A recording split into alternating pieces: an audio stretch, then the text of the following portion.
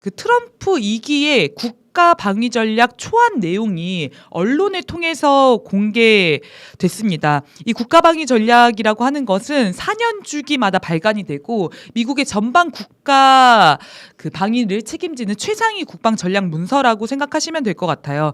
미국의 국방력이 어느 지역을 가장 위험하게 보는지, 미군을 어디에 집중시킬 건지, 미국 안보의 일태세를 어디로 삼을 건지 이런 네. 것들을 이 문건을 통해서 확인할 수가 있죠. 근데 이 언론 보도를 통해서 나온 내용에 따르면 국방 우선순위의 첫 과제가 원래 중국 견제이지 않았습니까? 네. 미국이 중국을 견제하고 중국을 억제하는 국방 전략을 몇 년간 펼쳐왔는데 지금 트럼프 2기의 국방 전략에서는 중국 견제가 우선순위가 아니라 본토와 서반부라고 부르는 중남미를 관리하는 것으로 국가 방위 전략을 전환하려고 한다는 거예요. 굉장히 중대한 변화가 전환이네요. 있을 수 있다는 네. 거죠. 그래서 이제 베네수엘라에 군함 보내고 지금 선박 공격하고 아주 진짜 전쟁 위기가 굉장히 고조되고 있지 않습니까? 중남미 쪽에. 맞습니다. 그런데 이게 왜 이렇게 가능했냐 이걸 분석해야 되는 거죠. 중국이 어떻게 싸웠기 때문에 미국이 중국은 건들지 말고 빠져야 되겠구나 이렇게 판단했다는 거잖아요. 네, 맞습니다. 종전에는 사실 어떻게든 중국과 한판 붙어서 중국을 경제적으로도 군사적으로도 압박해서 무너뜨릴 수 있겠다 이런 생각을 했었죠. 이거 극우 진영도 잘 들으세요. 이 방송 잘 들으셔야 돼. 지금 반 베네수엘라로 바꿔야 될 수도 있어요. 자, 그래서 그럼 미국이 얘기하세요. 원하는 그림은 뭐였냐? 북한과 중국, 러시아를 이간질시켜가지고 각계격파를 하고 싶었던 거 아니겠습니까? 네. 근데 중국과 북한과 러시아가 오히려 미국의 일극 패권 질서에 맞서 싸우고 단결과 연대와 협력을 강화해 나가는 모양새가 됐잖아요. 그래서 중국이 그 이후부터 행보가 굉장히 많이 달라져요. 원래는 굉장한 무기를 실제 중국이 가지고 있었지만 그 많은 무기, 첨단 무기를 가지고 있으면서도 미국에게 적대적인 행보를 보이기보다는 방어적인 그쵸. 태세를 보였거든요. 네. 공세적으로 미국을 상대하지 않았단 말이에요.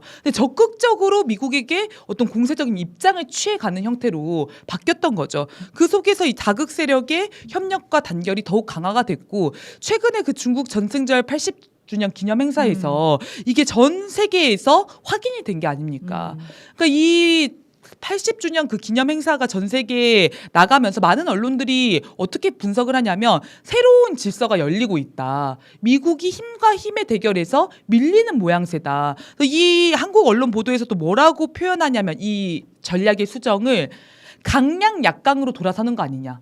그런 전환이 온 거 아니냐. 이런 분석을 하고 있습니다. 그러니까 이게 핵심이에요. 중국만 생각했을 때는 미국이 만만하다고 생각한 거예요. 중국이랑 전쟁 한번 해볼까? 이런 준비를 하고 있었어. 근데 무리죠. 그래서 막 여러 나라 다 붙여가지고 일본도 붙이고 한국도 붙여가지고 어떻게 좀 큼직하게 전선을 꾸려가지고 중국이랑 한번 해보려고 했는데 북중러가 너무나 강력하게 반미 전선을 꾸려버린 겁니다.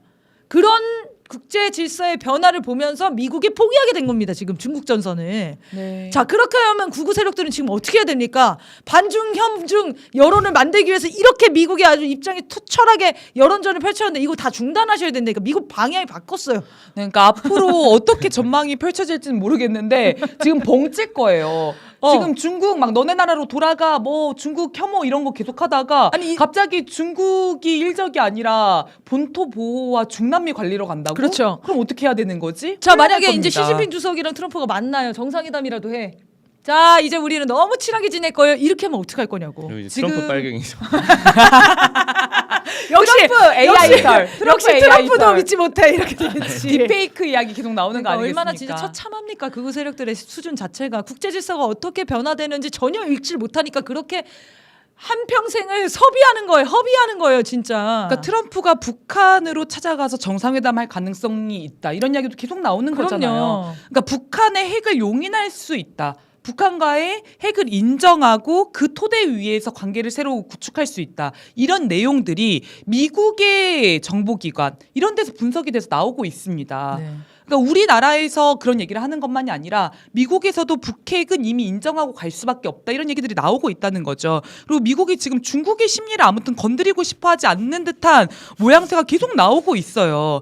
그러니까 지금 그 미국의 관 기지를 다시 복구한다는 거거든요. 여기 PPT 화면 한 번만 띄워주십시오. 근데 미국이 기존에 네. 기존의 1도련선, 2도련선이라고 해가지고 미국의 방어를 하는 기본 그쵸. 선을 구축해 놓지 않았습니까? 근데 원래는 1도련선, 저 노란색 선에서 방어를 구축하고 싶어 했던 건데 중국이 막 밀고 내려왔죠. 그렇죠. 최근에 광기지에 멈춰 있었던 그 군 기지들을 다시 복구시킨다는 겁니다. 그러니까 도련선을 2도련선으로 좀 후퇴시키는 거 아니냐 이런 분석이 나오고 있어요. 그러네요. 그리고 중국이 그 전에 어떤 일이 있었냐면 이 도련선을 돌파를 했습니다. 그 전까지 한 번도 도련선을 돌파해 본 적이 없는데 이 도련선을 돌파해 가지고 어떤 항행을 했었다는 거예요. 근데 그게 마침 북한에서 원양 함대를 꾸리겠다라고 그죠. 발표를 했던 네. 선언을 했던 시기랑 맞물린다는 거죠. 이제 만약에 공동 훈련을 하거나 중국과 북한이 원양함대를 구축해가지고 공동 훈련을 제2도련선까지 간다?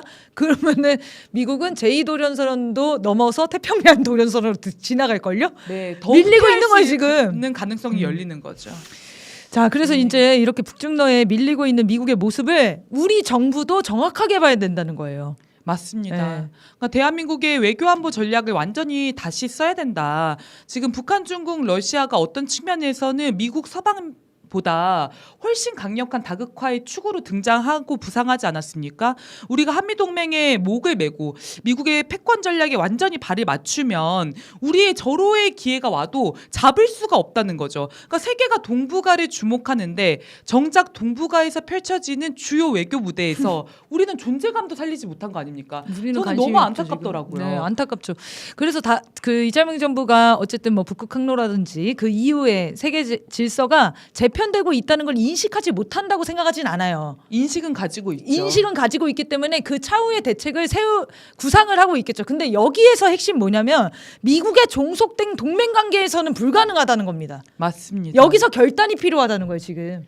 네, 미국에 대한 승미, 공미 관점에서 완전히 벗어나야 된다. 사실 우리나라는 그 정도의 국력도 실제 있고요. 이재명 정부가 그런 구상도 가지고 있습니다. 그리고 국민들은 그런 길을 가라고 정부를 적극적으로 힘을 실어주고 길을 열어주고 계세요. 그러면 더 이상 미국에 대한 숭배나 두려움에 사로잡힐 게 아니라 새 길을 개척할 수 있다는 거죠. 그래야 급변하는 시대에 격동하는 시대에 쪼그라들지 않고 우리의 자리와 입지를 분명히 지키면서 갈 수 있다는 겁니다. 네, 맞습니다. 네. 또 과제가 있다면 근데 또 하나는 대북 우월의 시계에서 벗어나는 게 너무너무 중요할 것 같아요. 그러니까 전승절 80주년 행사에 보면 어디에 제일 관심이 쏠리냐면 북한에 관심이 쏠리고 북한의 지도자가 누굴 만나고 어떤 행보를 보이는지가 세계 언론의 주된 관심사 아니겠습니까? 북한의 전승절인 줄 알았어요. 행사가. 온 보도가 김정은 국무위원장이 누구를 만나고 어떻게 움직이고 이 보도가 주예요. 시진핑 주석이 뭘 했는지 나오지가 않아. 맞습니다. 그리고 언론에서도 어떻게 표현하냐면 최대 수혜자이자 최대 승리자는 북한이다. 이런 표현을